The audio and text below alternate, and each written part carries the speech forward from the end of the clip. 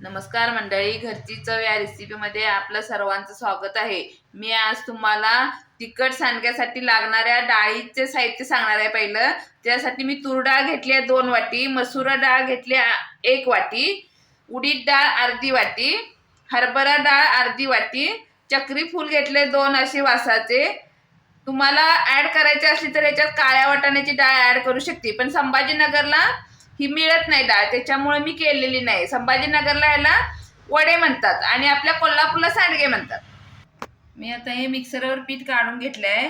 आता ही लसूण आणि कोथिंबीर बारीक करून घेतली, लाल तिखट, हळद, मीठ आणि हिंग आपल्या चवीप्रमाणे घालायचं। हे मिक्स करून घ्यायचं आणि चांगलं मळून घ्यायचं। हे बघा असं मळून घ्यायचं। जास्त घट्ट पण नाही करायचं आणि जास्त पातळ पण करायचं नाही। आपल्याला हे रात्रभर ठेवायचं ना, डाळी चांगल्या भिजू देता या, म्हणून साधारण असं घ्यायचं। हे बघा असं असं, हे बघा पीठ असं जरासं मळून घ्यायचं। कसं झालंय बघा, रात्री दाखवलेलं हे रात्रभर आपले भिजलेलं आहे पीठ।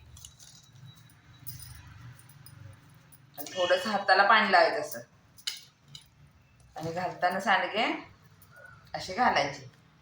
मी आता हे ताटात घातलेले आहेत, वरती टेरेसवर नेऊन ठेवणार आहे। तुम्ही खाली पण कागदावर पण घालू शकता।